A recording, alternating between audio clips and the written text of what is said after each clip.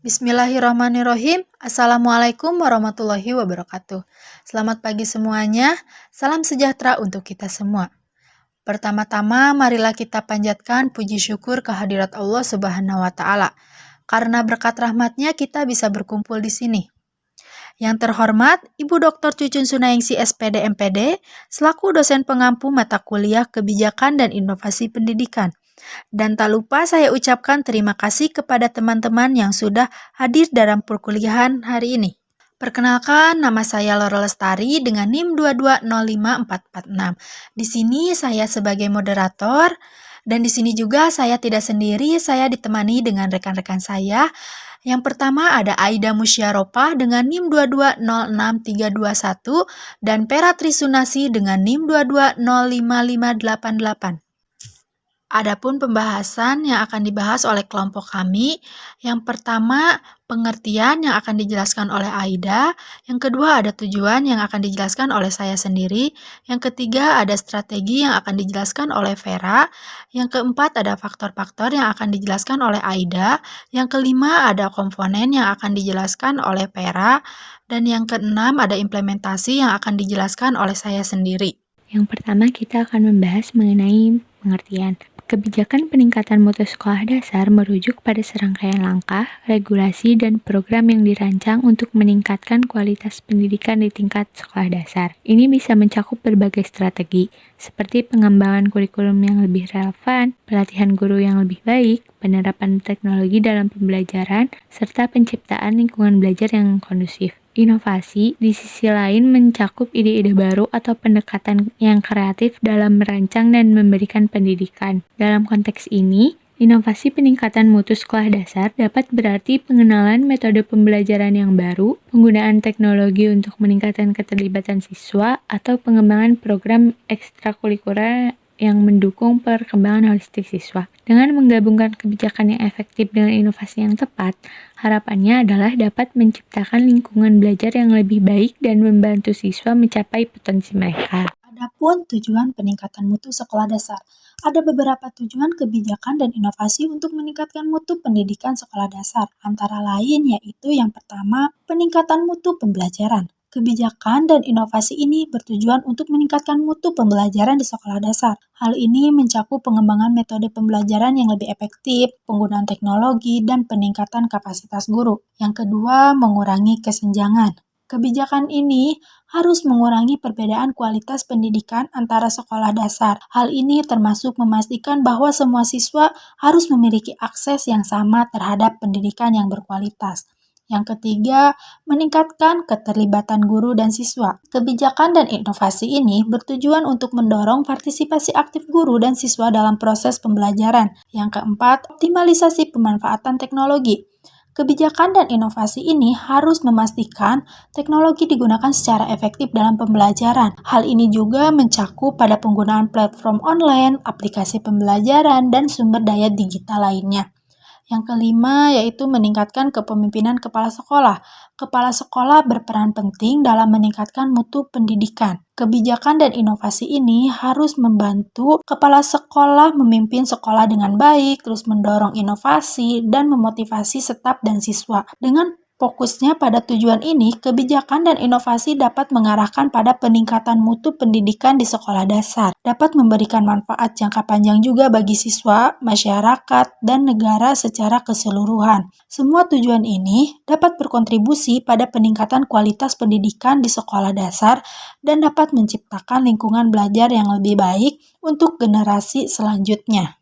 Selanjutnya yaitu strategi peningkatan mutu pendidikan di sekolah. Strategi didefinisikan sebagai seni menggunakan kecakapan sumber daya untuk mencapai sasarannya melalui hubungan yang efektif dengan lingkungan dan kondisi yang menguntungkan. Strategi tersebut yaitu teori Total Quality Management atau bisa disebut dengan TQM. TQM didefinisikan sebagai sebuah pendekatan dalam menjalankan usaha yang berupaya memaksimalkan daya saing melalui penyempurnaan secara terus-menerus atas produk, jasa, manusia, proses, dan lingkungan organisasi. Adapun karakteristik TQM yang dianggap penting untuk meningkatkan dunia pendidikan, yaitu 1.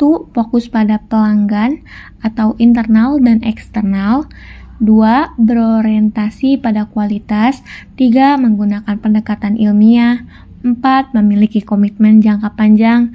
5. Kerjasama tim. 6. Menyempurnakan kualitas secara berkesinambungan. 7. Mengadakan pendidikan dan pelatihan. 8. Menetapkan kebebasan yang terkendali. 9. Memiliki kesatuan tujuan. 10. Melibatkan dan memperdayakan karyawan. Baik, selanjutnya kita akan membahas mengenai faktor-faktor yang mempengaruhi peningkatan mutu pendidikan. Yang pertama yaitu ada sumber daya manusia sebagai pengelola sekolah.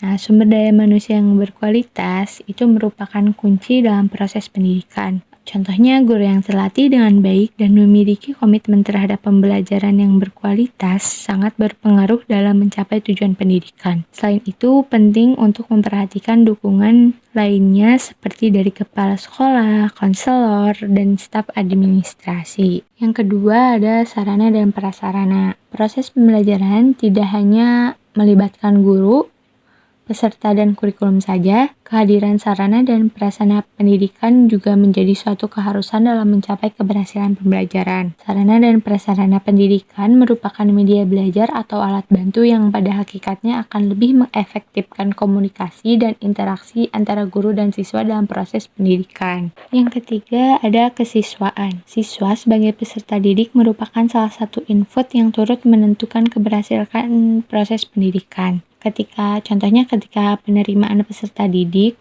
itu didasarkan atas kriteria yang jelas dan transparan. Yang keempat ada anggaran pembiayaan. Salah satu faktor yang memberikan pengaruh terhadap peningkatan mutu dan kesesuaian pendidikan adalah anggaran pendidikan yang memadai. Sekolah harus memiliki dana yang cukup untuk menyelenggarakan pendidikan. Oleh karena itu, dana pendidikan sekolah harus dikelola dengan transparan dan efisien. Yang kelima ada kurikulum. Kurikulum merupakan komponen substansi yang utama di sekolah. Prinsip dasar dari adanya kurikulum ini adalah berusaha agar proses pembelajaran dapat berjalan dengan baik, dengan tolak ukur pencapaian tujuan oleh siswa dan mendorong guru untuk menyusun dan terus-menerus menyempurnakan strategi pembelajarannya. Yang keenam ada keorganisasian.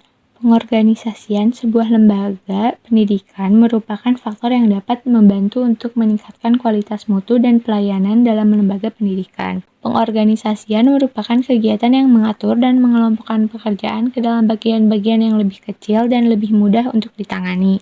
Yang ketujuh ada lingkungan. Belajar dan bekerja harus didukung oleh lingkungan karena lingkungan sangat berpengaruh terhadap aktivitas guru maupun siswa dalam aktivitas pembelajaran. Jika lingkungannya nyaman, maka pembelajaran kelas pun akan terasa nyaman dan lebih mudah untuk mencapai tujuan yang diinginkan. Selanjutnya yang kedelapan ada perkembangan ilmu pengetahuan atau teknologi. Di samping faktor guru dan sarana lainnya yang berkaitan dengan dunia pendidikan, ada faktor eksternal yang berupa perkembangan ilmu pengetahuan dan teknologi.